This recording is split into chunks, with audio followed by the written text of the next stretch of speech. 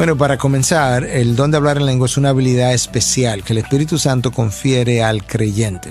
Algunos entienden esa lengua de manera diferente a como nosotros la entendemos. Para algunos, esa lengua extraña es básicamente un lenguaje humano que el creyente no conocía, no aprendió, no estudió. Y esto se basa básicamente en la experiencia de Pentecostés, en Hechos 2, cuando la gente llegó a escuchar el mensaje de Pedro y cada cual que estaba escuchando el mensaje lo estaba escuchando en su propia lengua.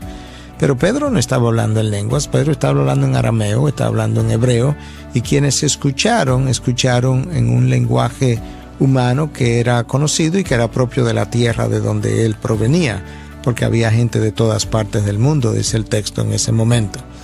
Pablo habla del don de hablar en lenguas en 1 Corintios 13, pero lo describe en el 14 con lujo de detalle. Y habla de que aquel que habla en lenguas se edifica a sí mismo y es un lenguaje entre él y Dios.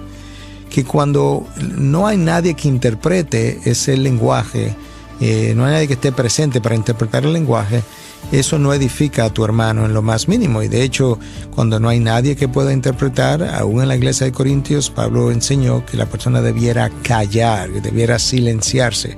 Y la razón del silencio es que no está edificando al hermano. De hecho, Pablo dice, ¿cómo va a decir tu hermano amén a una cosa que él no está entendiendo? Aún más, Pablo instruyó que si iban a hablar en lenguas, que no debieran hablar más de 2 o 3 a lo sumo. Y en orden, 2 o 3 a lo sumo y en orden. Y luego explica por qué. Dice, porque si viene gente no creyente, vienen incrédulos, si entran aquí están todos hablando en lenguas, ¿no pensarían ellos que están todos locos?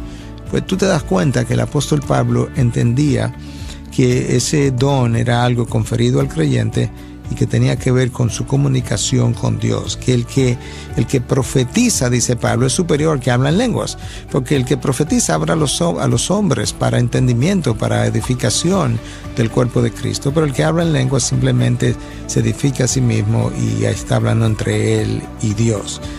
Ahora la pregunta que tenemos que hacernos entonces es ese lenguaje al que Pablo se refiere en 1 Corintios 14 diferente a la experiencia de Hechos 2. Bueno, yo entiendo que sí, porque en Hechos 2 no se requirió de ningún intérprete. Pedro habló en su propio lenguaje y quien escuchó sin intérprete entendió lo que Pedro estaba diciendo. En el caso de este otro lenguaje, sí se requiere de un intérprete y la persona que está hablando en una lengua distinta a la que la persona que está escuchando incluso conoce, que no fue el caso en Hechos 2. Lo otro es que en Hechos 2 el don que se dio en ese momento sirvió para evangelización de los perdidos. Pedro habló, la gente oyó en su idioma y 3,000 personas nacieron de nuevo.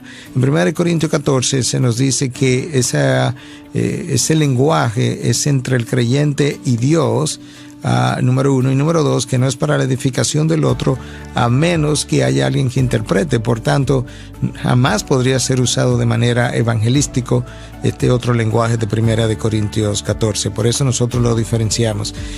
¿Qué diferencia hay entre las lenguas que el Espíritu dio a los que estaban en el aposento alto y las lenguas angelicales de 1 Corintios 14?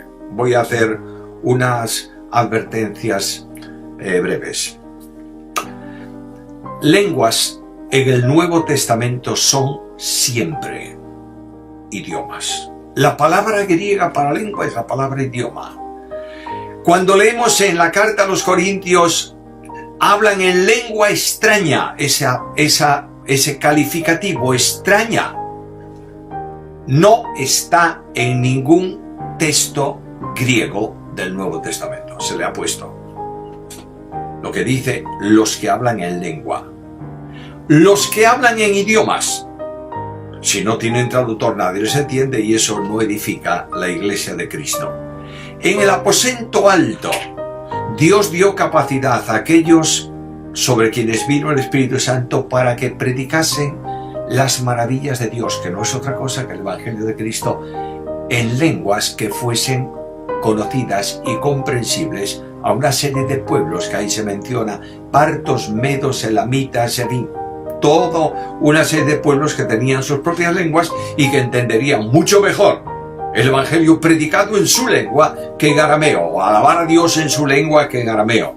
Por tanto, no hay ninguna especial diferencia entre las lenguas que hablaban aquellos en Hechos capítulo 2 y las lenguas que el Espíritu Santo permitió hablar a lo largo del tiempo. Ahora, lenguas angelicales, ojo también con eso, es una hipérbole del apóstol, porque ¿en qué idioma hablan los ángeles?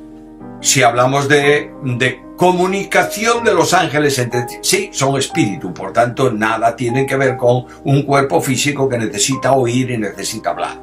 Si hablamos de cómo los ángeles hablaron a los hombres, hablaron siempre en el idioma del hombre con el que estaban hablando y fueron comprensibles.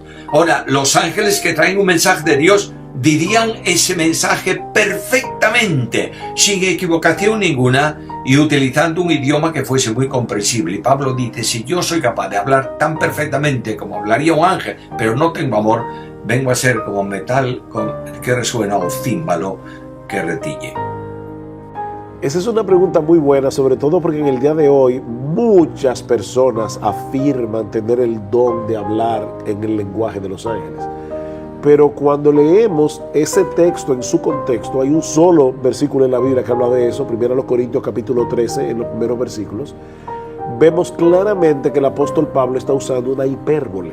Él está diciendo: si yo entendiera toda ciencia, si yo tuviera una fe tan extraordinaria que yo pueda trasladar los montes y no tengo amor, de nada me sirve.